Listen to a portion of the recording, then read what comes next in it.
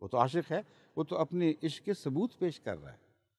اور کون ہے جو محمد رسول اللہ کہنے کی جرم میں گلیوں میں گھسیٹا جاتا ہے اور پتھراؤ کیا جاتا ہے اور مارا جاتا ہے اور عدالتوں میں پیش کیا جاتا ہے اور قیدوں کی سزا اسے ملتی ہے؟ انہوں نے تو اپنے دین کو سچا ثابت کر دکھایا۔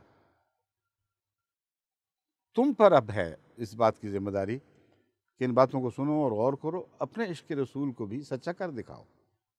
مگر افسوس کہ ایسا نہیں۔ حقیقت یہ ہے کہ احمدی اس میدان میں کھلی قربانیاں پیش کرتے چلے جاتے ہیں، پھر بھی تمہارا سینہ ٹھنڈا نہیں ہوا۔ پھر تم نے سوچا کہ اب شاید موت کی سزا ہے جو انہیں محمد رسول اللہ کے عشق سے اور اس کے اعلان سے باز رکھ سکے گی۔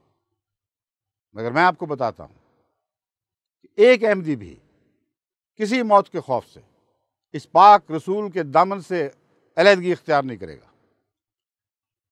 اس کے قدموں پر اس کے ہاتھ ہیں، اس کے قدموں پر ان کے سر ہیں۔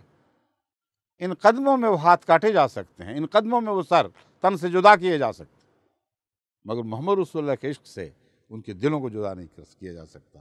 جو چاہے کرنا کر لو، لیکن یاد رکھو تو نے مرنا ہے اور خدا کے حضور پیش کرنا ہے، پیش ہونا ہے۔ اللہ تعالیٰ تمہیں عقل دے اور سمجھائے۔